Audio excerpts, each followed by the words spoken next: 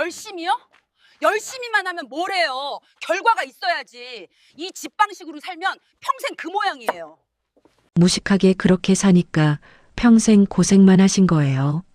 명절 아침 부엌에서 전을 부치고 있던 정혜의 손이 멈췄습니다. 뒤에서 들려온 그 한마디에 프라이팬 위 기름이 튀는 소리만 부엌을 가득 채웠습니다. 정혜는 고개를 돌리지 않았습니다. 앞치마 끈을 쥔 손가락 끝에 힘이 들어갔을 뿐입니다. 며느리는 거실에서 커피를 마시며 시누이에게 말을 이었습니다. 아니, 솔직히 시대가 어느 때인데 아직도 이렇게 해요? 이 집은 진짜 답이 없다니까. 그날 큰딸이 부엌으로 들어와 정혜의 등을 보았습니다. 어머니는 아무 말 없이 전을 뒤집고 있었습니다. 하지만 큰딸은 알았습니다. 어머니의 어깨가 아주 미세하게 떨리고 있다는 것을. 여러분, 오늘 들려드릴 이야기는 평생을 참고 견디며 자식만 바라보고 살아온 한 어머니의 이야기입니다. 32의 남편을 잃고 5 남매를 홀로 키워낸 여자. 시부모 모시며 새벽부터 밤까지 쉬지 않았던 여자. 그 여자에게 무식하다고 답이 없다고 말한 사람이 있었습니다. 바로 둘째 아들의 아내, 며느리였습니다. 그런데 이 이야기의 끝은 여러분이 생각하는 것과 다릅니다. 끝내 무릎을 꿇은 건 그 며느리였으니까요. 어떻게 그렇게 되었느냐고요? 천천히 처음부터 들려드리겠습니다. 정혜가 남편을 잃은 건 32살 막내가 돌도 되기 전이었습니다. 장마철이 끝나갈 무렵 남편은 마을도로 공사 현장에서 일하다 사고를 당했습니다. 병원에 도착했을 때는 이미 늦은 뒤였습니다. 장례식장에서 정혜는 울지 않았습니다. 울 수가 없었던 겁니다. 장례식장 한쪽에 5 아이가 앉아 있었으니까요. 큰아이가 10살, 막내는 젖을 떼지도 못한 갓난아이. 가장 큰 딸이 동생들의 손을 꼭 잡고 앉아서 엄마를 바라보고 있었습니다. 그 눈빛을 본 순간 정혜는 상복 소매로 눈을 훔치는 대신 허리를 곧게 폈습니다. 울면 안 된다. 이 아이들 앞에서 무너지면 안 된다. 장례가 끝나고 조문객들이 하나둘 빠져나갔습니다. 빈 장례식장에 플라스틱 의자만 줄지어 남았습니다. 정혜는 자리를 정리하며 남편의 영정 사진을 봤습니다. 군 제대하고 얼마 안 됐을 때 찍은 사진이었습니다.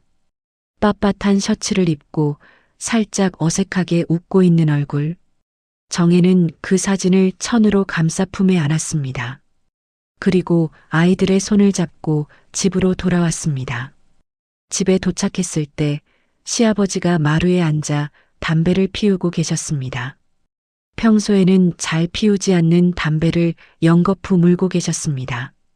재떨이가 꽉꽉 눌러 담은 꽁초로 넘쳐나고 있었습니다. 한참을 말없이 연기만 내뿜으시더니 조용히 말씀하셨습니다. 정혜야, 네가 나가고 싶으면 나가도 된다. 아들이 먼저 갔으니 너한테 억지로 이 짐을 지우는 건 도리가 아니다. 정혜는 시아버지의 눈을 바라봤습니다. 그 눈에 물기가 고여 있었습니다. 아들을 먼저 보내고도 며느리 걱정을 하는 그 눈빛이 정혜의 가슴을 찔렀습니다. 정혜는 무릎을 꿇고 절을 했습니다. 아버님, 저는 어디 안 갑니다. 이 아이들 아비 없이 크게 할 순 있어도 엄마 없이 크게 할 순 없습니다. 그날부터 정혜의 하루는 새벽 4시에 시작됐습니다.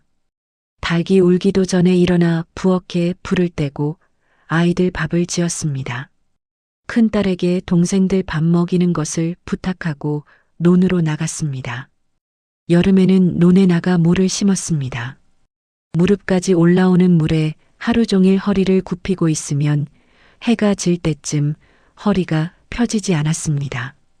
집에 돌아오면 젖은 옷을 갈아입을 새도 없이 아이들 저녁을 차렸습니다. 가을에는 허리가 끊어질 듯 별을 베었습니다. 낮 자루를 잡은 손바닥에 물집이 잡히고 터지고 또 잡혔습니다. 그러다 굳은 살이 되어 더 이상 아프지 않았을 때 정혜는 자기 손바닥을 한참 들여다봤습니다. 숨을 때만 해도 곱던 손이었는데 마치 남의 손 같았습니다. 겨울 새벽에는 손이 갈라져 피가 맺히는 줄도 모르고 배추를 절였습니다. 소금물에 갈라진 손이 닿으면 찌릿찌릿 쏘는 통증이 팔꿈치까지 올라왔습니다. 하지만 정혜는 이를 악물었습니다. 이 배추가 아이들 겨우내 반찬이 될 테니까. 장날이면 리어카에 배추며 무며 씻고 읍내까지 걸어서 장사를 나갔습니다. 편도로 4km, 비포장 흘길을 리어카를 끌고 가면 팔이 빠질 것 같았습니다. 오르막길에서는 리어카가 뒤로 밀려 몇 번이나 멈춰서서 숨을 고르고 다시 끌었습니다. 장터에 서면 옆자리 아주머니들이 말했습니다. 정혜 씨, 당신은 참 독하다. 옆편네 혼자서 이걸 어떻게 하나? 정혜는 웃으며 대답했습니다. 독하지 않으면 애들이 굶잖아요. 그 웃음 뒤에 뭐가 있었는지는 정혜만 알았습니다. 장사를 마치고 남은 채소를 정리할 때 안 팔린 물을 리어카에 다시 싣다가 주저앉은 적이 한두 번이 아니었습니다. 흙바닥에 주저앉아 하늘을 올려다보며 한 번만 더 버티자 되뇌었습니다. 돌아오는 길에는 아이들 먹일 두부 한 모와 달걀 한 판을 꼭 샀습니다. 비가 오면 비닐을 달걀 위에 덮고 본인은 그냥 맞으며 걸었습니다. 머리카락에서 빗물이 흘러 옷깃을 적셔도 달걀만은 젖지 않게 두 팔로 감싸 안았습니다. 큰딸 순자가 그때를 이렇게 기억합니다. 엄마가 비 맞고 들어오면 머리에서 물이 뚝뚝 떨어졌어요. 근데 달걀은 하나도 안 깨져 있었어요. 엄마는 늘 그랬어요.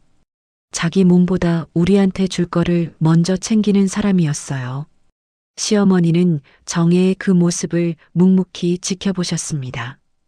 말은 없었지만 손주들 밥을 지어놓고 마당에 서서 정혜가 돌아올 때까지 기다리셨습니다. 정혜가 대문을 열고 들어오면 그제야 방으로 들어가셨습니다. 그 두 사람 사이에 말은 필요 없었습니다. 서로가 서로의 버팀목이라는 걸 알고 있었으니까요. 세월이 흘러 아이들은 하나둘 자라났습니다.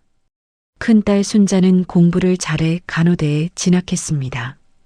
큰아들 재호는 기술을 배워 공장에 취직했습니다.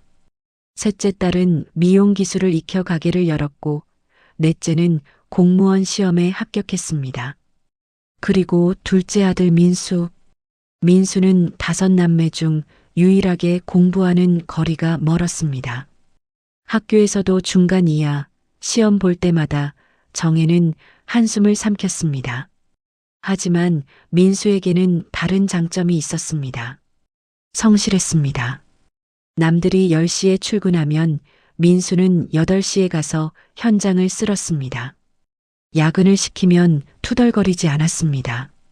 주변에서 민수는 머리는 안 되지만 손발이 부지런하다는 말을 했고 정혜는 그 말이 칭찬이라고 믿었습니다. 공부만 잘한다고 사람이 되는 건 아니다. 민수는 성실하니까 어디 가서도 밥은 굶지 않을 거다. 정혜는 그렇게 스스로를 위로하며 민수를 바라봤습니다. 그 즈음 시부모님이 차례로 세상을 떠나셨습니다. 시아버지는 폐렴으로 긴 병상 생활 끝에 돌아가셨고 시어머니는 그로부터 석 달 뒤 잠을 자다 조용히 눈을 감으셨습니다. 마지막 날 시어머니는 정혜의 손을 잡고 말씀하셨습니다. 정혜야, 내가 너한테 해준 건 없는데 내가 이 집을 지켜줘서 고맙다. 이 집이며 땅이며 전부 내 몫이야. 내가 견딘 세월 값이다. 시어머니가 남기신 것은 집 한 채, 논 2마지기, 그리고 밭 하나. 큰 재산은 아니었지만 정혜가 피땀 흘려 지켜온 것들이었습니다. 정혜는 그 재산을 자식들에게 고르게 나누어 줄 계획을 세웠습니다. 아직은 아니지만 때가 되면 공평하게. 그 마음으로 살아가던 정혜의 삶에 태풍이 들이닥친 건 민수가 결혼을 하겠다고 여자를 데려온 날이었습니다. 여러분, 여기서 잠깐 여쭤보겠습니다. 자식이 결혼한다고 할 때 부모 마음이 어떻겠습니까? 기쁘면서도 걱정이 되지요. 저 아이가 좋은 사람을 만났으면 좋겠다. 우리 집안에 잘 맞는 사람이면 좋겠다. 정혜도 마찬가지였습니다. 민수가 데려온 여자의 이름은 은희. 첫인상은 나쁘지 않았습니다. 아니, 솔직히 말하면 기대가 됐습니다. 은희는 대학까지 나온 여자였습니다. 말을 조리 있게 했고 옷차림도 단정했습니다. 인사도 꼬박꼬박 했습니다. 어머니, 처음 뵙겠습니다. 민수 씨한테 많이 들었어요. 혼자서 5남매를 키우셨다면서요. 정말 대단하세요. 정혜는 그 인사에 눈시울이 붉어졌습니다. 배운 사람이라 다르구나. 우리 민수 복이 터졌구나. 큰딸 순자는 살짝 다른 눈으로 은희를 봤습니다. 뭐라 꼬집어 말할 순 없지만 뭔가 꺼림칙한 것이 있었습니다. 은희의 눈이 집안을 훑는 방식이라든가 마당 넓이를 가늠하듯 둘러보는 시선이라든가. 하지만 순자는 아무 말도 하지 않았습니다. 어머니가 기뻐하시니까. 결혼식은 소박하게 치러졌습니다. 정혜는 금반지를 해줬습니다. 시어머니가 돌아가시며 남기신 정혜 자신의 결혼 반지였습니다. 이건 이 집 며느리가 끼는 거다. 잘 지켜라. 은희는 반지를 받아들며 미소를 지었습니다. 하지만 반지를 끼는 대신 가방 안에 넣었습니다. 정혜는 그 장면을 봤지만 아무 말도 하지 않았습니다. 요즘 젊은 사람들은 금반지 안 끼는 거겠지. 그렇게 결혼 생활이 시작됐습니다. 처음 석 달은 괜찮았습니다. 아니, 괜찮아 보였습니다. 은희는 명절마다 인사는 왔지만 부엌에 들어오는 일은 없었습니다. 거실 소파에 앉아 핸드폰을 보거나 시누이들이 일하는 모습을 구경하듯 바라봤습니다. 큰딸 순자가 앞치마를 건네며 말했습니다. 은희야, 이리 와서 같이 하자. 전 부치는 건 어렵지 않아. 은희는 손사래를 쳤습니다. 아, 저는 부침개를 안 먹어서요. 기름진 거 좀 그래요. 순자는 앞치마를 도로 접으며 웃었습니다. 하지만 그 웃음 뒤에 입술을 꽉 깨물고 있었다는 걸 정혜만 알았습니다. 변화는 서서히 그러나 확실하게 찾아왔습니다. 은희가 처음으로 정혜 앞에서 본색을 드러낸 건 결혼 후 첫 번째 추석이었습니다. 아침부터 정혜와 딸들은 부엌에서 분주했습니다. 큰딸 순자가 나물을 무치고 셋째가 생선을 굽고 정혜가 송편을 빚었습니다. 부엌에는 참기름 냄새와 들기름 냄새가 자욱했습니다. 은희는 거실 소파에 앉아 핸드폰을 보고 있었습니다. 간간히 부엌 쪽을 흘끔거리다가 한숨을 쉬었습니다. 그 한숨이 부엌까지 들렸습니다. 셋째가 소곤소곤 순자에게 말했습니다. 언니, 저기 소파에서 한숨 소리 들려. 순자가 생선 뒤집으며 작게 대답했습니다. 신경 쓰지 마. 처음이니까 어색한 거겠지. 그때 정혜가 송편을 빚고 있는데 은희가 부엌으로 들어왔습니다. 냉장고에서 물을 꺼내 마시더니 송편 반죽을 내려다보며 말했습니다. 어머니, 이거 위생적으로 괜찮은 거예요? 손으로 이렇게 주무르는 거 좀 그렇지 않아요? 정혜의 손이 멈췄습니다. 뭐가 그렇다는 거니? 아니, 요즘은 다 기계로 하잖아요. 이렇게 손으로 하면 세균이 어쩌고 하는데. 저는 좀 그래서요. 정혜는 천천히 반죽에서 손을 뗐습니다. 수건으로 손을 닦으며 말했습니다. 그래, 내 말도 맞다. 다음부턴 생각해보마. 은희는 물컵을 싱크대에 놓고 나갔습니다. 물컵이 싱크대 바닥에 부딪히며 딱 하고 소리가 났습니다. 그 뒤로 정혜는 송편을 빚지 않았습니다. 사실 정혜의 송편에는 사연이 있었습니다. 남편이 살아있을 때 추석마다 둘이 나란히 앉아 빚었습니다. 남편은 손이 커서 송편이 항상 울퉁불퉁했는데 그걸 보고 아이들이 깔깔 웃었습니다. 남편이 세상을 떠난 뒤에도 정혜는 해마다 송편을 빚었습니다. 빈자리를 채우듯 남편 목까지 빚었습니다. 그 송편을 이제 빚지 않겠다는 것은 정혜에게 작은 일이 아니었습니다. 하지만 정혜는 아무에게도 그 이유를 말하지 않았습니다. 큰딸 순자가 전화를 했습니다. 엄마, 올해 추석 송편은요? 올해는 안 빚어도 될 것 같다. 왜요? 엄마 송편 맛있는데. 정혜는 대답 대신 한숨을 내쉬었습니다. 순자는 그 한숨의 의미를 알았습니다. 하지만 역시 아무 말도 하지 못했습니다. 은희의 말과 행동은 점점 노골적으로 변했습니다. 명절에 모인 형제들 앞에서 은희는 이렇게 말했습니다. 솔직히 우리 민수가 형제들 중에서 제일 고생하는 거 아네요?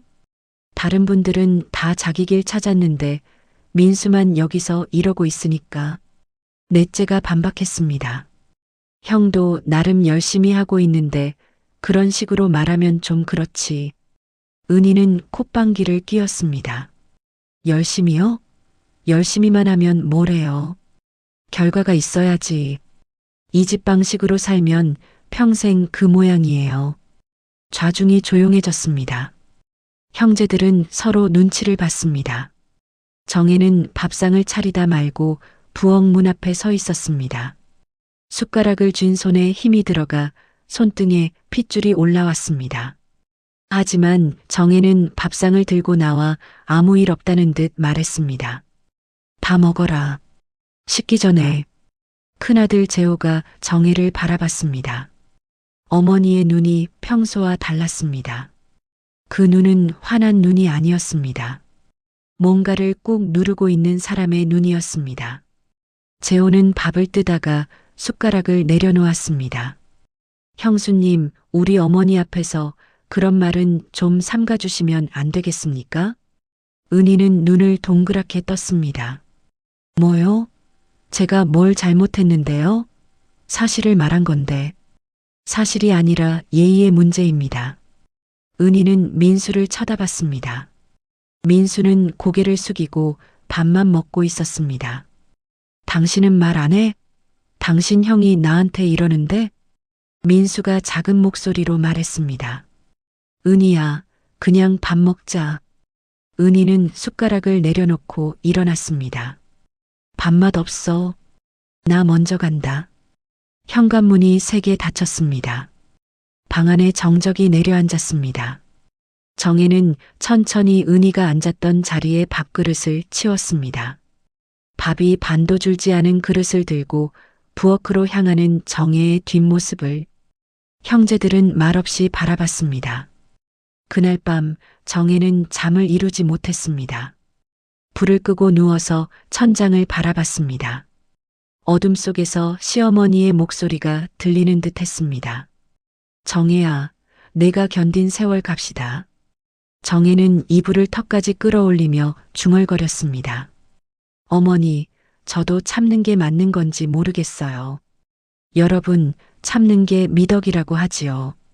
그 세대 사람들은 참는 법을 배우며 자랐습니다. 부모한테도 시부모한테도 자식한테도 참았습니다. 그런데 참는 것과 당하는 것은 다릅니다. 정혜는 참고 있었을까요? 당하고 있었을까요? 이 이야기가 계속될수록 그 경계가 무너지기 시작합니다. 은희의 태도는 시간이 갈수록 대담해졌습니다. 어느 날 은희는 민수와 함께 정혜의 집에 찾아왔습니다. 얼굴에 화장을 곱게 하고 머리도 새로 했습니다. 하지만 입에서 나온 말은 곱지 않았습니다. 어머니, 저희 얘기 좀 해요. 정혜는 마루에 앉아 고추를 말리고 있었습니다. 빨갛게 익은 고추를 하나하나 펼치며 고개를 들었습니다. 무슨 얘기? 민수가 사업을 하려고 하는데 자금이 좀 필요해서요. 정혜의 손이 고추 위에서 멈췄습니다. 사어? 무슨 사어? 민수가 머리를 긁으며 말했습니다. 엄마, 식당을 하나 차리려고요. 은희가 알아보니까 좋은 자리가 있대요. 정혜는 민수를 바라봤습니다. 민수의 눈이 정혜를 똑바로 보지 못하고 바닥을 향하고 있었습니다. 민수야, 식당이 쉬운 일이 아닌 거 너도 알지? 알아요. 근데 은희가 계획을 다 세워놨어요. 은희가 끼어들었습니다. 어머니, 걱정 마세요. 제가 다 알아봤어요. 위치도 좋고 장사도 잘 될 자리예요. 근데 보증금이 좀 있어야 하거든요. 얼마나? 5천만 원이요. 정혜는 고추를 만지작거리며 한참을 말이 없었습니다. 마당에서 참새떼가 짹짹거리는 소리만 들렸습니다. 은희가 다리를 꼬고 앉아 핸드폰을 만지작거렸습니다. 민수는 고개를 숙인 채 마당 구석의 장독대를 바라보고 있었습니다. 5천만 원. 정혜에게 그 돈은 그냥 돈이 아니었습니다. 새벽마다 논에 나가고 장을 보고 밭을 일구며 한 푼, 두 푼 모은 돈이었습니다. 아이들 교육비로 쓰고 병원비로 쓰고 그래도 남겨둔 마지막 안전판이었습니다. 이 돈이 없으면 정혜의 노후는 없었습니다. 자식들에게 손 벌리지 않고 살 수 있는 유일한 버팀목이었습니다. 내가 좀 생각해보마. 은희의 표정이 굳었습니다. 생각이요? 뭘 생각해요? 아들 잘 되라고 하는 건데. 그러니까 생각해보겠다고 했잖니. 은희는 입술을 깨물며 민수를 봤습니다. 민수는 고개를 숙인 채 아무 말도 하지 않았습니다. 그날 은희는 대문을 나서며 민수에게 들으라는 듯 말했습니다. 당신 엄마는 맨날 생각만 해. 생각만 하다가 다 늦는 거야. 정혜는 마루에 앉아 그 소리를 들었습니다. 고추를 쥔 손에 힘이 들어가 고추 꼭지가 부러졌습니다. 며칠 뒤 정혜는 큰딸 순자에게 전화를 했습니다. 순자야, 민수가 식당을 한다고 하는데 내 생각은 어떠니? 순자는 한참 침묵하다 말했습니다. 엄마, 민수 오빠가 하고 싶은 건지 은희 언니가 하고 싶은 건지 잘 봐야 해요. 정혜는 그 말에 가슴이 철렁했습니다. 딸의 말이 맞았기 때문입니다. 민수는 한 번도 식당을 하고 싶다는 말을 한 적이 없었습니다. 항상 은희가 먼저 말을 꺼냈고 민수는 따라갔을 뿐이었습니다. 정혜는 고민 끝에 돈을 내주지 않았습니다. 민수야, 내가 진짜로 하고 싶은 거면 작은 것부터 시작해봐라. 엄마가 큰 돈을 줘서 시작하면 나중에 안 되었을 때 더 힘들어진다. 은희는 그 소식을 듣고 분노했습니다. 전화가 왔습니다. 어머니, 솔직히 말해요. 어머니는 우리가 잘 되는 꼴을 보기 싫은 거죠? 다른 자식들한테는 다 해주면서 왜 민수한테만 이래요? 정혜는 수화기를 쥐고 한참을 가만히 있었습니다. 은희야, 나는 5자식 누구 하나 편애한 적 없다. 그리고 이건 돈 문제가 아니라 민수를 생각해서 하는 말이다. 민수를 생각해서요? 민수한테 물어봤어요? 민수도 하고 싶대요. 전화기 너머로 민수의 목소리는 들리지 않았습니다. 그게 정혜에게는 답이었습니다. 은희가 원하는 것이지 민수가 원하는 것이 아니라는 답. 전화가 끊어지고 정혜는 전화기를 식탁 위에 내려놓았습니다. 전화기 화면에 통화 시간이 찍혀 있었습니다. 3분 20초. 그 짧은 시간 동안 정혜의 가슴은 수없이 오르락 내리락 했습니다. 한참을 식탁 앞에 앉아 있었습니다. 식탁 위에 아침에 끓여놓은 된장국이 식어 있었습니다. 국 위에 기름막이 얇게 형성되어 있었습니다. 정혜는 그 국그릇을 들어 싱크대에 부었습니다. 국물이 흘러내리는 소리가 조용한 부엌에 크게 울렸습니다. 천천히 일어나 마당으로 나갔습니다. 해가 지고 있었습니다. 하늘이 붉었습니다. 정혜는 마당 한쪽 감나무 아래 서서 하늘을 올려다봤습니다. 그 감나무는 남편이 살아있을 때 심은 나무였습니다. 해마다 가을이면 감이 주렁주렁 열려 아이들이 서로 먼저 따겠다고 다투던 나무. 정혜는 감나무 둥치에 손을 얹었습니다. 거친 나무 껍질이 손바닥에 닿았습니다. 마치 세월의 주름 같았습니다. 여보, 나 잘하고 있는 거 맞지?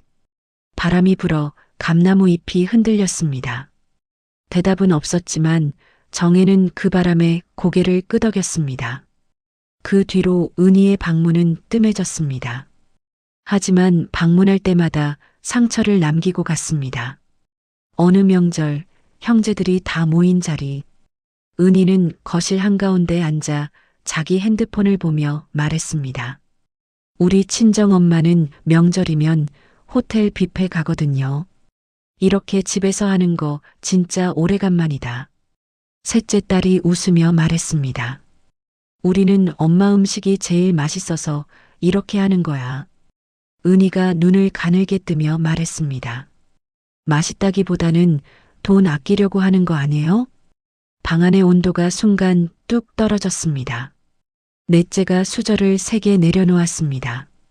형수님, 그 말은 좀 심하지 않습니까? 은희는 어깨를 으쓱하며 말했습니다. 뭐가 심해요? 사실인데. 정혜가 부엌에서 나왔습니다. 미역국 냄비를 식탁 가운데 내려놓으며 말했습니다. 다 먹어. 국 식는다. 정혜의 목소리는 평소와 같았습니다. 하지만 냄비를 내려놓는 손이 살짝 떨리고 있었습니다. 국물이 냄비 가장자리에서 조금 넘쳐 식탁보에 얼룩을 만들었습니다. 큰딸 순자가 그 얼룩을 닦으며 정혜를 올려다봤습니다. 어머니의 눈이 빨갛게 충혈되어 있었습니다. 하지만 눈물은 없었습니다. 순자는 그날 밤 재호에게 전화를 했습니다. 오빠, 이러다 엄마 쓰러져. 은희 언니 좀 어떻게 해야 하는 거 아니야? 재호는 한숨을 내쉬었습니다. 나도 알아. 근데 민수가 가만히 있으니까 내가 뭐라 해도 소용이 없어. 민수 오빠가 문제야. 옆에서 뭘 봐도 아무 말을 안 하잖아. 그게 민수야. 원래 그런 애잖아. 갈등을 못 견뎌. 순자는 전화기를 꽉 쥐며 말했습니다. 그럼 엄마가 견뎌야 하는 거야? 평생을 견뎌온 엄마가? 재호는 대답하지 못했습니다. 여러분, 가족 안에서 참는 사람이 정해져 있는 집이 있습니다. 누군가는 항상 양보하고, 누군가는 항상 말하고, 누군가는 항상 빠집니다. 정혜는 그 집에서 항상 참는 사람이었습니다. 하지만 참는 사람에게도 한계는 있습니다. 그 한계가 찾아온 날 집안은 뒤집어졌습니다. 그날은 가을이었습니다. 정혜의 70번째 생일을 일주일 앞둔 날이었습니다. 큰딸 순자가 형제들에게 연락을 돌렸습니다. 우리 엄마 칠순인데 다 같이 모여서 밥이라도 한 끼 하자. 형제들은 모두 흔쾌히 동의했습니다. 민수도 전화로 가겠다고 했습니다. 그런데 당일 민수 부부가 나타나지 않았습니다. 1시간, 2시간. 정혜는 아무 말 없이 시계만 바라봤습니다. 벽에 걸린 시계의 초침이 돌아가는 소리가 유난히 크게 들렸습니다. 또각, 또각, 또각. 식당 안에는 고기 굽는 냄새가 퍼지고 있었는데 정혜의 앞에 놓인 접시만 비어 있었습니다. 다른 형제들은 분위기를 살피며 먼저 먹으라고 했지만 정혜는 고개를 저었습니다. 조금만 더 기다리자. 민수가 온다고 했으니까. 셋째 딸이 정혜의 앞에 고기를 구워 접시에 올렸습니다. 엄마, 일단 이것만 드세요. 고기 다 식어요. 정혜는 접시를 바라봤지만 젓가락을 들지 않았습니다. 그 접시 위 고기가 점점 식어가는 동안에도 정혜는 식당 입구만 바라봤습니다. 혹시 대문이 열리지 않을까? 혹시 민수가 뛰어들어오지 않을까? 넷째가 작은 목소리로 재호에게 말했습니다. 형, 민수 형한테 전화해 볼까? 재호가 고개를 저었습니다. 순자가 하고 있어. 순자가 민수에게 전화를 걸었습니다. 첫 번째 받지 않았습니다. 두 번째 받지 않았습니다. 세 번째 만에 받았습니다. 오빠, 지금 어디야? 엄마 기다리고 있어. 민수의 목소리가 작았습니다. 순자야, 미안. 은희가 몸이 안 좋다고 해서. 전화기 너머로 은희의 목소리가 들렸습니다. 뭐야, 또 시댁이야? 오늘 나 안 간다고 했잖아. 순자는 전화기를 꽉 쥐었습니다. 손가락 마디가 하얗게 변했습니다. 오빠, 엄마 칠순이야. 칠순. 전화가 끊어졌습니다. 순자는 전화기를 내려놓고 밥상 앞으로 갔습니다. 웃는 얼굴을 만들어 정혜 앞에 앉았습니다. 엄마, 민수 오빠, 은희 언니가 몸이 좀 안 좋대요. 우리끼리 먼저 먹어요. 정혜는 고개를 끄덕였습니다. 그래, 먹자. 그날 정혜는 밥을 한 숟가락도 뜨지 않았습니다. 그냥 자식들이 먹는 모습을 바라봤습니다. 가끔 미소를 지었지만 그 미소가 입술 위에만 머물러 있다는 걸 순자는 알았습니다. 저녁이 끝나고 형제들이 하나둘 돌아간 뒤 순자가 마지막까지 남아 설거지를 했습니다. 부엌에서 물소리가 나는 동안 정혜는 거실에 앉아 텔레비전을 켰습니다. 하지만 화면을 보지 않았습니다. 리모컨을 무릎 위에 올려놓고 먼 곳을 바라보고 있었습니다. 순자가 설거지를 마치고 나와 정혜 옆에 앉았습니다. 엄마. 응? 서운하지? 정혜는 대답하지 않았습니다. 대신 리모컨의 버튼을 의미 없이 눌렀습니다. 채널이 바뀌고 또 바뀌었습니다. 순자는 더 묻지 않았습니다. 그냥 어머니 옆에 앉아 함께 텔레비전을 바라봤습니다. 한참 뒤에 정혜가 입을 열었습니다. 순자야, 엄마가 뭘 잘못한 걸까? 순자의 코끝이 시큰했습니다. 엄마가 뭘 잘못해? 잘못한 건 하나도 없어. 정혜는 고개를 끄덕이지 않았습니다. 그냥 텔레비전 화면을 바라보며 말했습니다. 그 애들 먹이고 입히느라 내 인생은 하나도 없었는데 그래도 괜찮았어. 근데 이렇게 되니까 내가 뭘 위해 살았나 싶다. 순자는 어머니의 손을 잡았습니다. 마디마디가 굵고 거친 손이었습니다. 논에서, 밭에서, 부엌에서 수십 년을 일한 손이었습니다. 순자는 그 손을 꼭 쥐며 아무 말도 하지 못했습니다. 목이 막혀 말이 나오지 않았기 때문입니다. 그리고 한 달 뒤 그날이 왔습니다. 은희가 정혜의 집에 들이닥친 것은 오후 3시쯤이었습니다. 마을 어귀에서부터 차 엔진 소리가 거칠게 울렸습니다. 차가 대문 앞에 급정거하는 소리, 타이어가 흙먼지를 일으키는 소리, 차 문을 세게 닫는 소리가 동네에 울려 퍼졌습니다. 그 다음 대문을 발로 걷어차듯 여는 소리, 녹슨 대문 경첩이 삐걱거리며 벌어졌습니다. 정혜는 마루에서 물을 깎고 있었습니다. 칼날이 묵껍질을 얇게 벗기는 사각사각 소리가 나고 있었습니다. 칼을 든 채 고개를 들었을 때 은희가 마당을 성큼성큼 걸어오고 있었습니다. 하이힐이 마당의 시멘트 바닥을 딱딱 울렸습니다. 얼굴이 벌겋게 달아올라 있었고 입술이 바르르 떨리고 있었습니다. 뒤에서 민수가 따라오며 은희의 팔을 잡았지만 은희는 뿌리쳤습니다. 당신 손 치워. 마루 앞까지 온 은희가 정혜를 내려다보며 소리를 질렀습니다. 어머니, 이게 말이 돼요? 정혜는 물을 내려놓고 천천히 일어섰습니다. 무슨 일이니? 무슨 일이냐고요? 민수한테 들었어요. 재산 정리한다면서요? 우리한테는 한 푼도 안 줄 거라면서요. 정혜는 은희를 바라봤습니다. 은희의 눈이 충혈되어 있었고 목소리는 찢어지듯 높았습니다. 사실 정혜는 재산을 정리하겠다고 말한 적이 없었습니다. 다만 큰아들 재호에게 앞으로 명의를 어떻게 할지 변호사와 상담을 해봐야겠다고 말한 적은 있었습니다.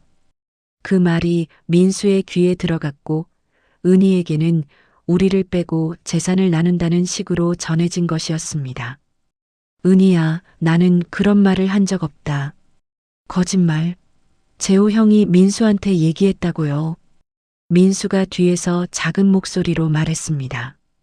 은희야, 내가 말한 건 그런 뜻이 아니었어. 닥쳐. 당신은 맨날 엄마 편이지. 은희의 고성에 동네 개가 짖기 시작했습니다. 옆집 담장 너머로 이웃집 할머니의 얼굴이 보였습니다. 정혜는 조용히 말했습니다. 은희야, 일단 안으로 들어와서 얘기하자. 안으로요? 왜요? 창피하세요? 창피할 건 저한테 할 게 아니라 자기 자신한테 해야죠. 은희는 마루 위로 올라오며 말을 이었습니다. 당신 아들 왜 이렇게 못났어요? 형제들 중에 제일 못 배우고 제일 돈 못 벌고 이 집 때문에 우리 인생이 이 모양인 거잖아요. 정혜의 눈이 미세하게 떨렸습니다. 하지만 목소리는 떨리지 않았습니다. 은희야, 민수를 못났다고 하면 안 된다. 내 남편이잖니. 남편? 남편이 이 모양이니까 이러는 거잖아요. 어머니가 제대로 키웠으면 이렇게 됐겠어요? 그 순간 마당에서 누군가의 목소리가 들렸습니다. 언니, 큰딸 순자였습니다. 주차장에서 뛰어온 듯 숨이 가빴습니다. 순자가 마루 앞에 서며 말했습니다. 언니, 지금 뭐 하시는 겁니까? 아, 신우이도 왔네. 딱 좋다. 다 들어봐요. 이 집이 얼마나 불공평한지. 순자가 한 발짝 다가섰습니다. 언니, 우리 엄마한테 소리 지르지 마세요. 소리? 내가 왜 소리를 못 질러? 이 집에서 제일 피해본 사람이 나인데. 은희가 순자를 밀치려 했습니다. 순자가 한 발 물러서며 은희의 손목을 잡았습니다. 은희는 순자의 머리채를 잡아당겼습니다. 순자의 머리끈이 튕겨나가 마루 바닥에 떨어졌습니다. 흩어진 머리카락 사이로 순자의 이를 악문 얼굴이 보였습니다. 이건 나. 신우이가 뭔데? 내가 뭔데? 순자가 은희의 손을 뿌리치려 했습니다. 두 사람의 신발이 마루 위에서 끼익 소리를 냈습니다. 화분 하나가 쓰러져 흙이 쏟아졌습니다. 민수가 뛰어와 둘 사이에 몸을 끼워 넣었습니다. 민수의 팔뚝에 은희의 손톱 자국이 길게 나 있었습니다. 그만해. 다 그만해. 민수의 목소리가 갈라져 있었습니다. 살면서 한 번도 소리를 질러본 적 없는 사람의 목소리였습니다. 그 소리에 은희도 순자도 잠시 멈칫했습니다. 소란의 옆집, 건너편 집에서도 사람들이 나왔습니다. 동네 이장 아저씨가 대문 앞에 서서 안을 들여다봤습니다. 맞은편 김씨 할머니가 담장 너머로 고개를 내밀고 혀를 찼습니다. 길 건너 구멍가게 주인이 가게 앞에 서서 팔짱을 끼고 지켜보고 있었습니다. 아수라장이었습니다. 정혜가 수십 년간 지켜온 그 집, 그 마당이 난장판이 된 것이었습니다. 그 와중에 정혜는 마루 끝에 서 있었습니다. 물을 깎던 칼은 이미 내려놓았고 두 손은 앞치마에 감싸져 있었습니다. 얼굴에 표정이 없었습니다. 화도 슬픔도 분노도 보이지 않았습니다. 그냥 모든 것을 바라보고 있었습니다. 마치 아주 먼 곳에서 이 광경을 내려다보는 것처럼. 소란이 가라앉고 은희가 차를 타고 떠난 뒤 차 엔진 소리가 마을 어귀를 돌아 사라질 때까지 아무도 입을 열지 못했습니다. 마당에 쏟아진 화분 흙 위로 바람이 불었습니다. 순자가 헝클어진 머리를 매만지며 정혜에게 다가갔습니다. 순자의 목덜미에 은희가 핥힌 자국이 빨갛게 올라와 있었습니다. 하지만 순자는 그 아픔보다 어머니 걱정이 먼저였습니다. 엄마, 괜찮아? 정혜는 마루에 다시 앉았습니다. 아까 깎다 만물을 집어들었습니다.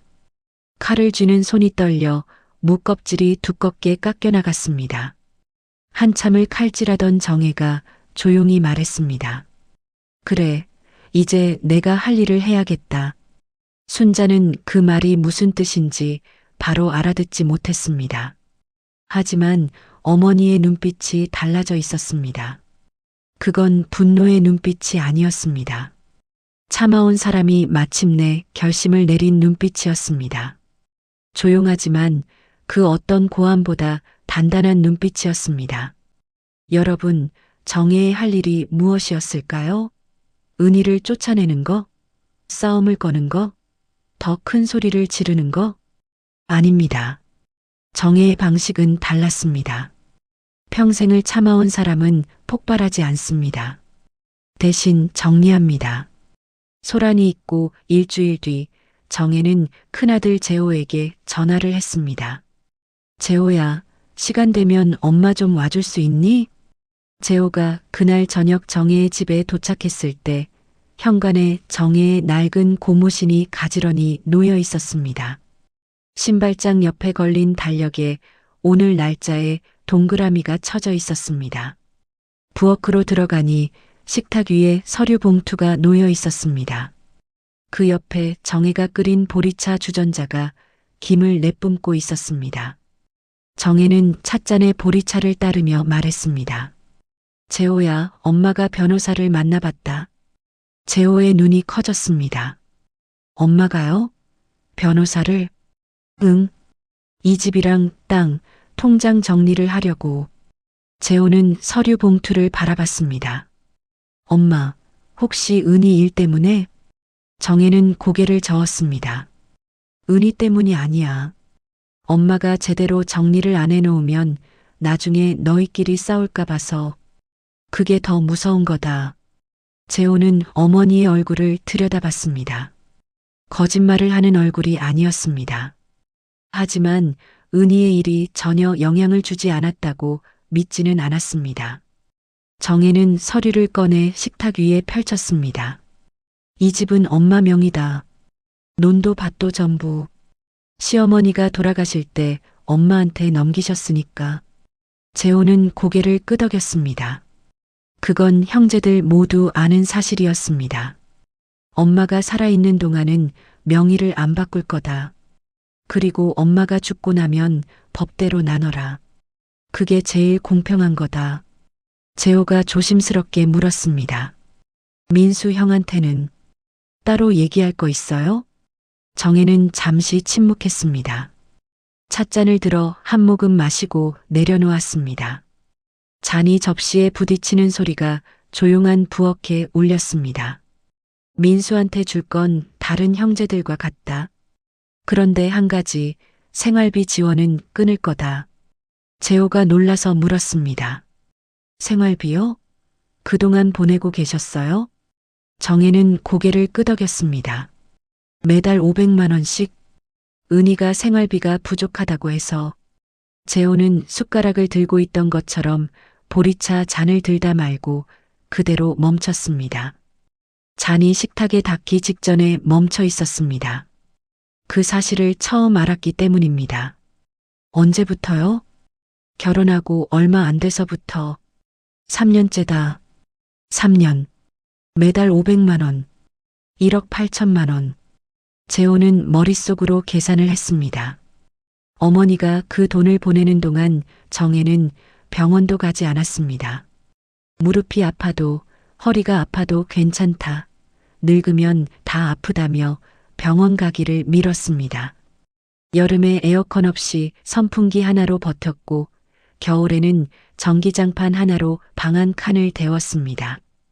그 돈이면 정혜가 얼마나 더 편하게 살 수 있었을까.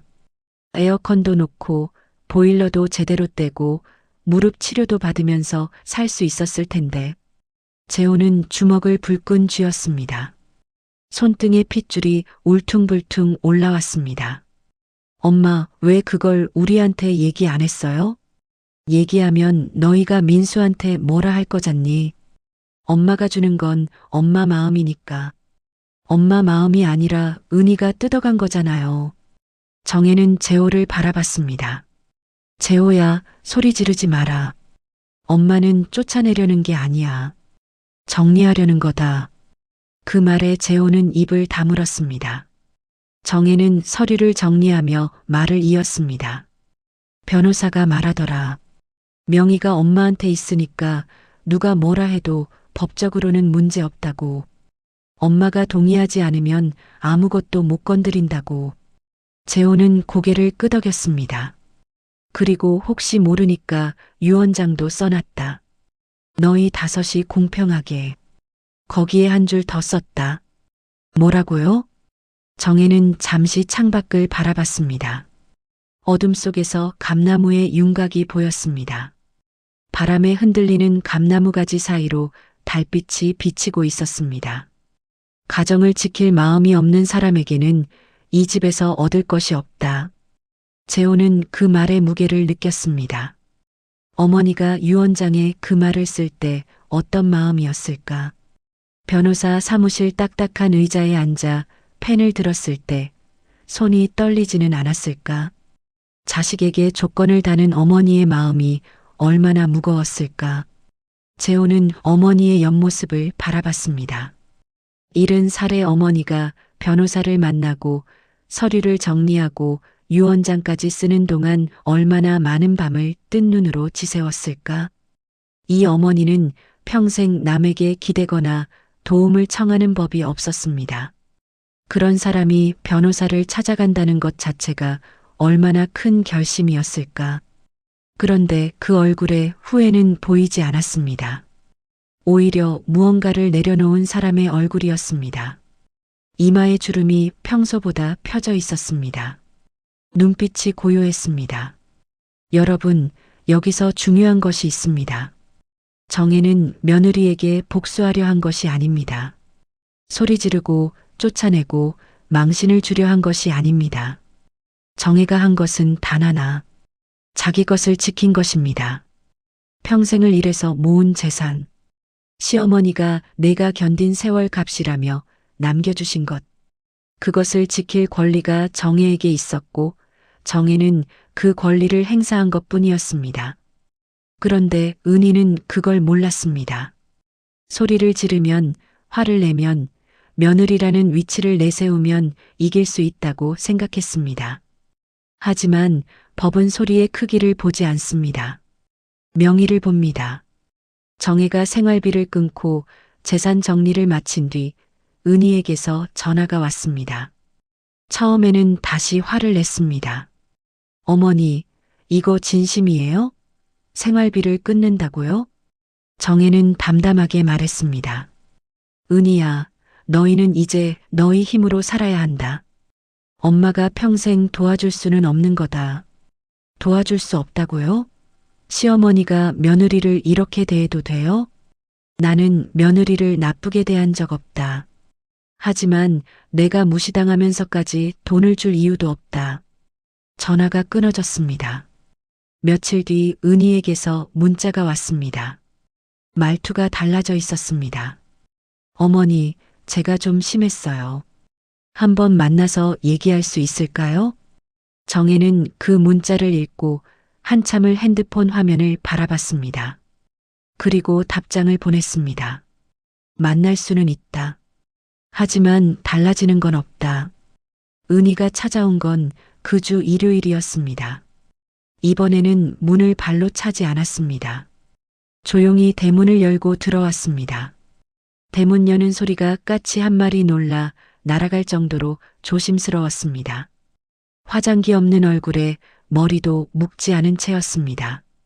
평소에 신던 하이힐 대신 낡은 운동화를 신고 있었습니다. 마루에 앉은 은희는 한참을 고개를 숙이고 있다가 정혜를 올려다보며 말했습니다. 어머니, 제가 잘못했어요. 정혜는 은희를 바라봤습니다. 뭘 잘못한 줄은 아니? 은희는 입술을 깨물었습니다. 제가 말을 함부로 한 거요. 어머니한테 무식하다 한 거, 이 집 방식이 틀렸다 한 거. 정혜는 고개를 끄덕이지 않았습니다. 은희야, 내가 사과하는 건 고맙다. 근데 나는 이미 결정했다. 생활비도 재산 문제도 바뀌는 건 없어. 은희의 눈에 물기가 고였습니다. 어머니, 그러면 저희는 어떻게 살아요? 정혜는 그 눈물을 바라봤습니다. 예전 같았으면 마음이 약해졌을 겁니다. 저 눈물에 또 참고, 또 양보하고, 또 돈을 줬을 겁니다. 하지만 이번에는 달랐습니다. 은희야, 너희가 어떻게 사는 건 너희가 정하는 거다. 나는 여기까지야. 은희가 무릎을 꿇으려 했습니다. 정혜는 손을 내저었습니다. 무릎 꿇지 마라.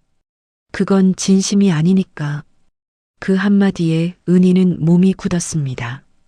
눈물이 뚝 멈췄습니다. 정혜가 말을 이었습니다. 나는 너랑 싸우려는 게 아니야. 미워하는 것도 아니고. 다만 사람을 무시하면 결국 자기 삶이 무너지는 거다.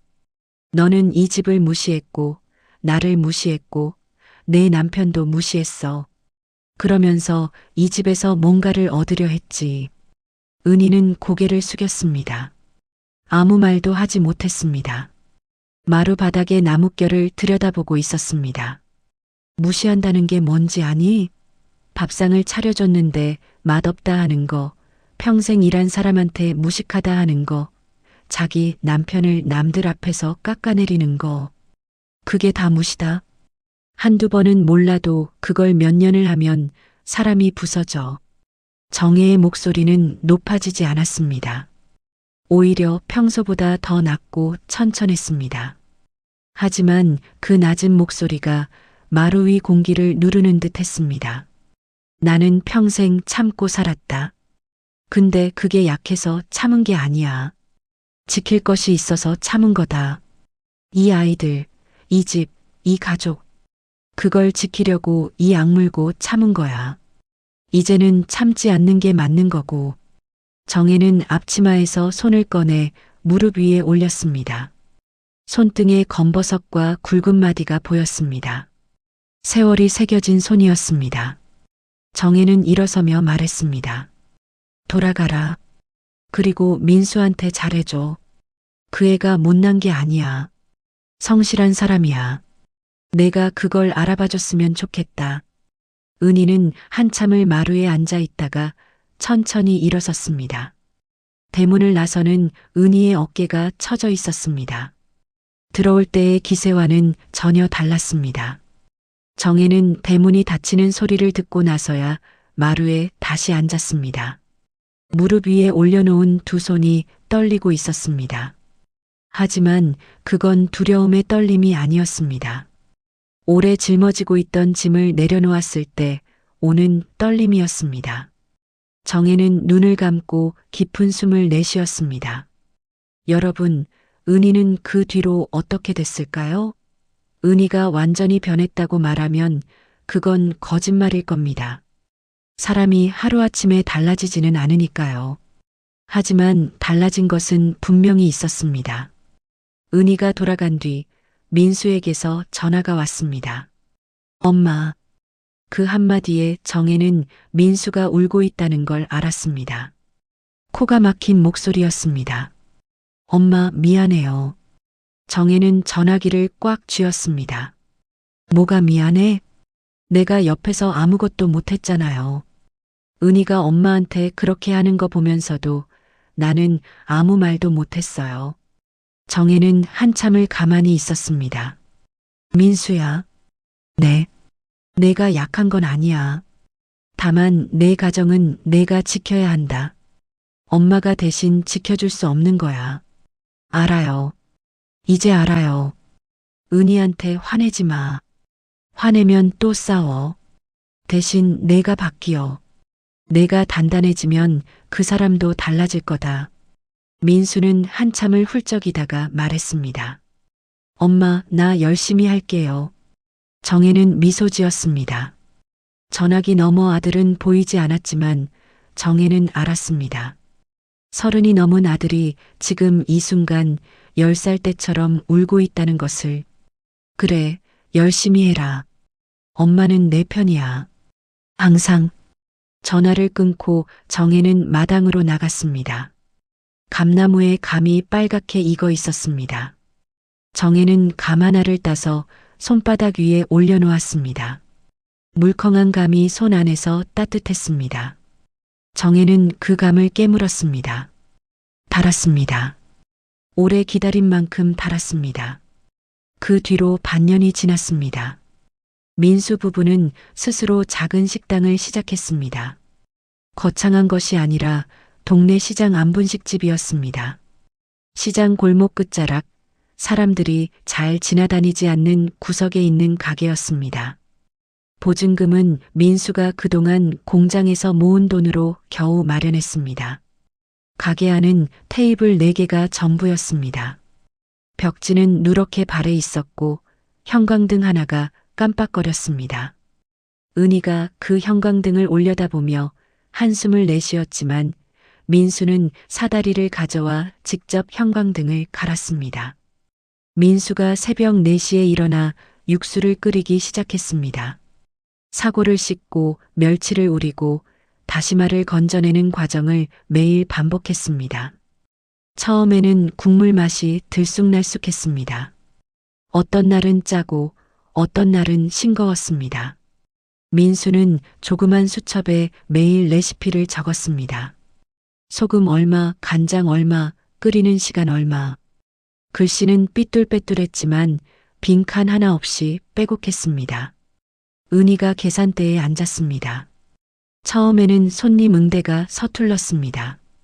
어서 오세요라는 말이 입에서 자연스럽게 나오지 않았습니다.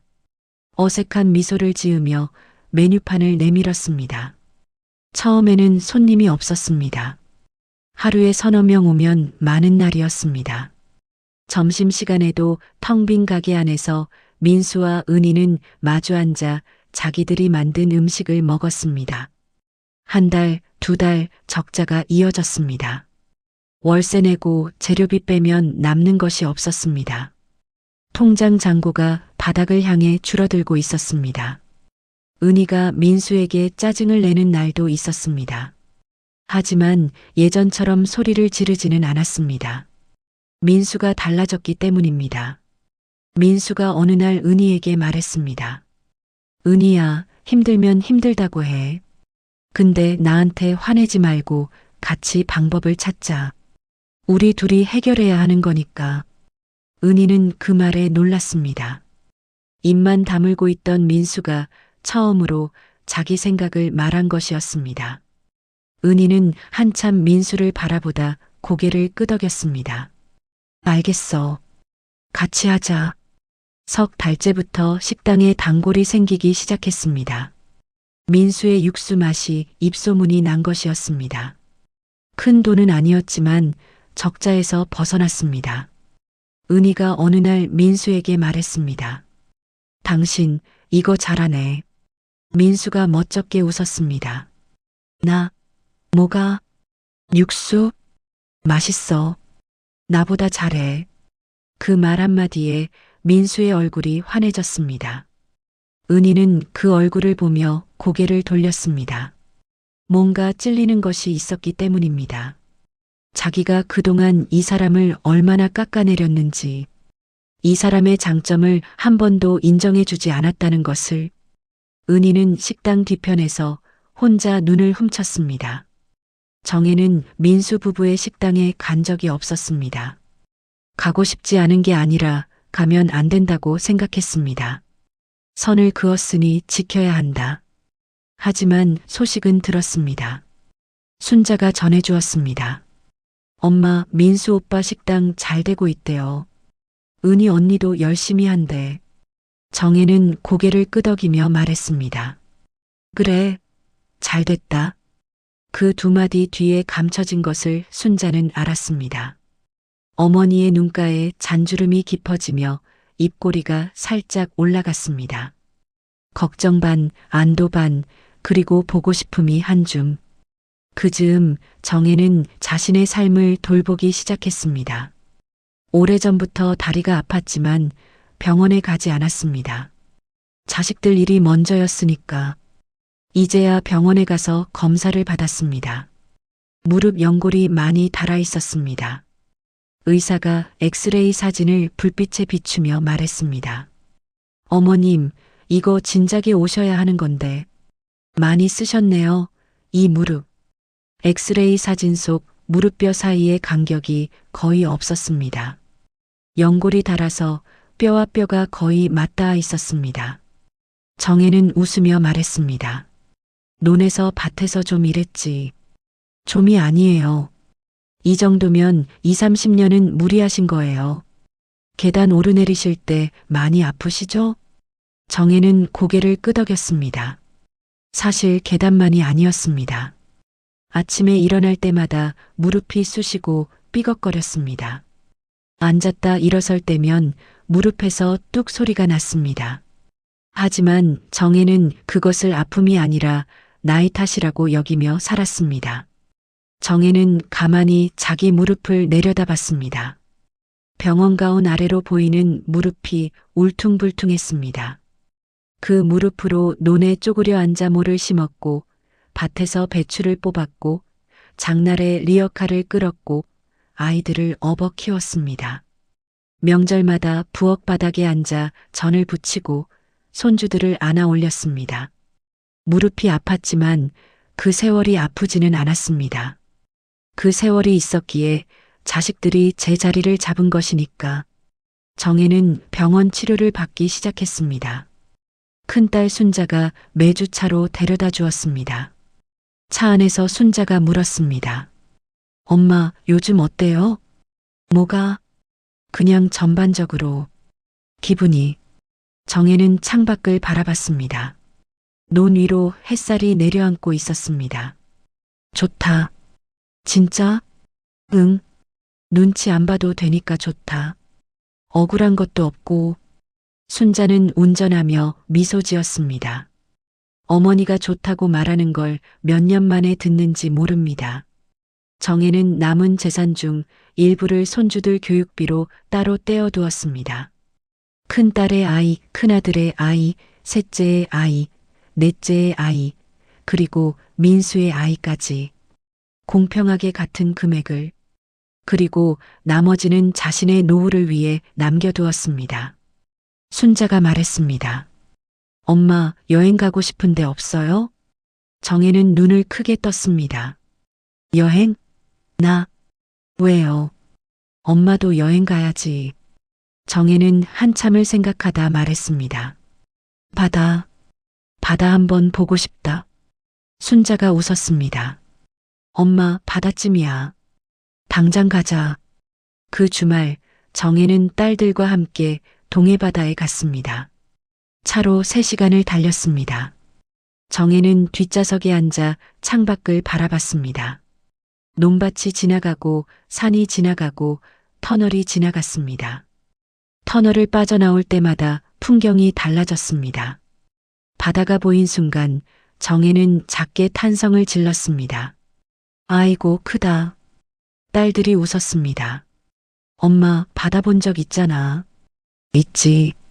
근데 이렇게 보니까 또 다르네. 평생을 내륙에서 살았던 정혜에게 바다는 처음이 아니었지만 이렇게 마음 편하게 바라보는 건 처음이었습니다. 예전에 바다에 온 적이 있었지만 그때는 아이들 잃어버릴까 눈이 돌아가느라 파도 한 번 제대로 못 봤습니다. 백사장에 서서 정혜는 파도를 바라봤습니다. 신발을 벗고 맨발로 모래를 밟았습니다. 모래가 발가락 사이로 파고들며 간지러웠습니다.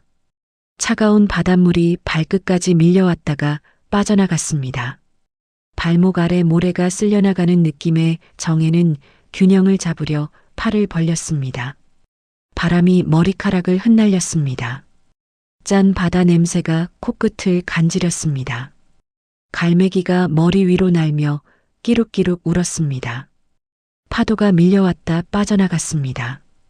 밀려올 때는 세차지만 빠져나갈 때는 모래를 쓸 듯 부드러웠습니다. 끊임없이 쉬지 않고 그러나 지치지 않고. 정혜는 그 파도를 보며 생각했습니다. 자기 인생이 저 파도 같았다고. 세차게 밀려오는 시련을 맞았지만 결국 물은 빠져나가고 모래는 남았습니다. 자신이 그 모래라고. 밀려오는 파도에 깎이고 쓸리면서도 여전히 그 자리에 있는 모래. 순자가 옆에서 물었습니다. 엄마, 뭐 생각해? 정혜는 미소 지으며 말했습니다.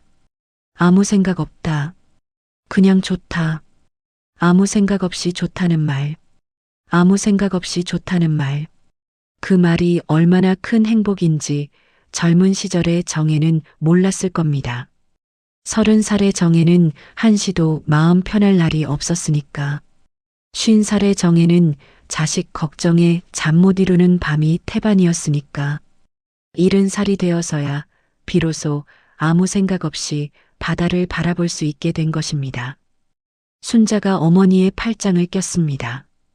두 사람은 말없이 한참을 바다를 바라봤습니다. 해가 수평선 위에서 주황빛으로 물들고 있었습니다. 정혜의 얼굴에도 그 주황빛이 내려앉았습니다. 주름진 얼굴이 따뜻한 빛 속에서 부드러워 보였습니다. 그로부터 석 달 뒤 설날이 됐습니다. 형제들이 정혜의 집에 모였습니다. 부엌에서 큰딸이 떡국을 끓이고 셋째가 전을 부치고 넷째가 반찬을 차렸습니다. 큰아들 재호가 마루에 앉아 정혜에게 세배를 했습니다. 어머니, 건강하세요. 정혜가 웃으며 세뱃돈을 건넸습니다. 너도 이젠 머리 다 센 양반이 무슨 세뱃돈이야. 재호가 머리를 긁으며 웃었습니다. 그때 대문이 열렸습니다. 민수가 서 있었습니다. 그 옆에 은희가 있었습니다. 은희의 손을 잡고 있는 아이가 하나 있었습니다. 민수의 아들, 정혜의 손주 시우였습니다. 형제들의 시선이 한꺼번에 대문 쪽으로 향했습니다. 부엌에서 전 부치던 셋째의 손이 멈췄습니다. 프라이팬 위에서 전이 타기 시작했지만 아무도 신경 쓰지 않았습니다. 방 안의 공기가 팽팽해졌습니다. 은희는 평소와 달랐습니다. 화장기 없는 얼굴에 수수한 옷차림이었습니다. 식당에서 일하느라 손이 거칠어져 있었습니다. 예전에 매끈한 손이 아니었습니다. 손에는 큰 비닐봉지를 들고 있었습니다. 봉지에서 따뜻한 김이 올라오고 있었습니다. 민수가 먼저 말했습니다. 엄마, 설날인데 인사드리러 왔어요. 정혜는 고개를 끄덕였습니다. 그래, 들어와. 은희가 비닐봉지를 들어 올렸습니다. 어머니, 이거 저희 식당에서 만든 떡만두국 재료예요. 민수가 새벽부터 육수 끓였어요. 정혜는 그 봉지를 받아들었습니다. 봉지가 따뜻했습니다. 아직 식지 않은 육수의 온기가 손바닥으로 전해졌습니다. 정혜는 봉지를 들고 한참을 서 있었습니다. 은희가 마루 앞에서 고개를 숙였습니다. 어머니, 새해 복 많이 받으세요. 그 인사는 예전의 깍듯한 인사와는 달랐습니다. 목소리가 작았고 고개가 깊었습니다. 정혜는 봉지를 식탁 위에 내려놓으며 말했습니다. 들어와서 같이 먹자. 그 한마디에 은희의 어깨가 한번 떨렸습니다. 눈이 빨개졌지만 울지는 않았습니다. 형제들의 표정이 하나둘 풀어졌습니다. 큰딸 순자가 부엌에서 앞치마를 벗으며 나왔습니다. 은희를 바라보다가 말했습니다. 은희야, 이리 와. 전 부치는 거 도와줘. 은희는 고개를 끄덕이며 부엌으로 들어갔습니다. 앞치마를 받아두르는 은희의 손이 떨렸습니다. 프라이팬 앞에 선 은희가 순자에게 물었습니다. 이거 기름 얼마나 넣어야 해요? 순자가 웃으며 기름병을 건넸습니다. 많이. 저는 기름이 넉넉해야 맛있어. 은희는 기름을 넉넉히 두르고 전을 부치기 시작했습니다. 서툴렀습니다. 전이 찌그러지고 뒤집을 때 반쪽이 접히기도 했습니다. 기름이 튀어 은희의 손등에 닿았습니다. 은희가 아타고 소리를 냈습니다. 셋째가 찬물을 적신 행주를 건네며 말했습니다. 언니, 기름 조심해요. 이렇게 뚜껑으로 살짝 막으면 안 튀어요. 은희는 고개를 끄덕이며 행주로 손등을 누르고 다시 전을 붙였습니다. 두 번째 전은 조금 나았습니다.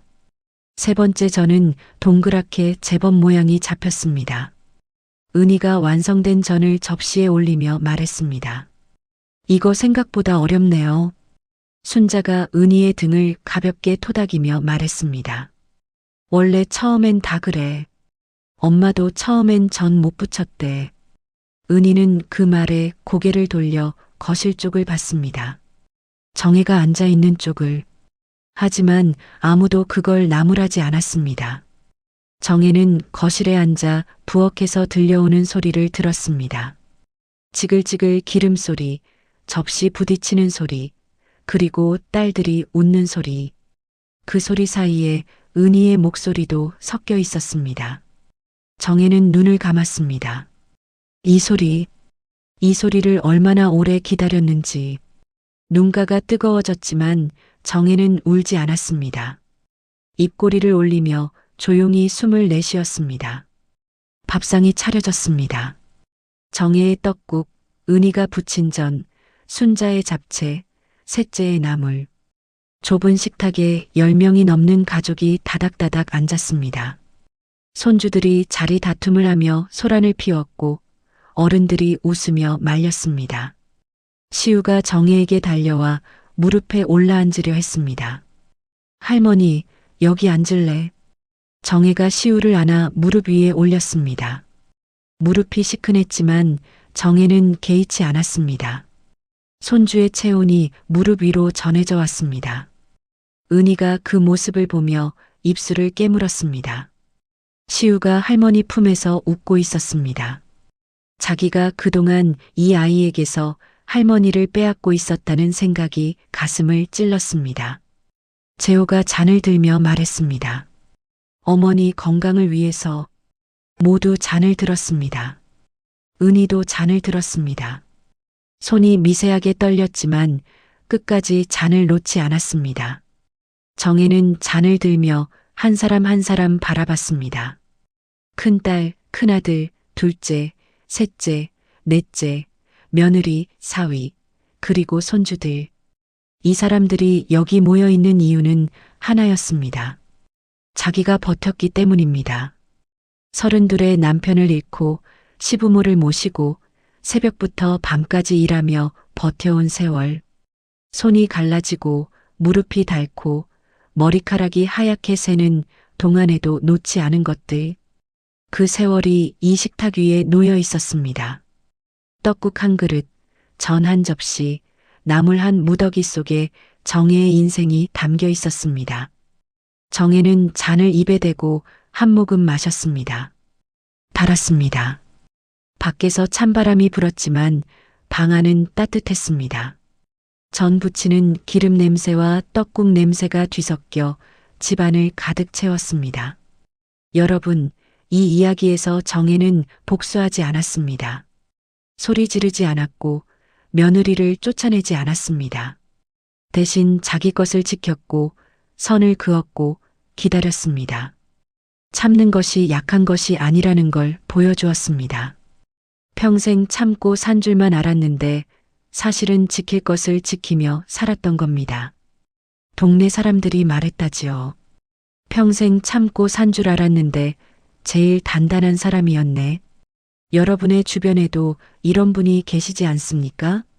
평생을 자식만 바라보고 자기 것은 하나도 챙기지 않고 그러면서도 한 번도 약해 보이지 않았던 분. 그분의 참음은 약함이 아니었습니다. 사랑이었고 힘이었고 품격이었습니다.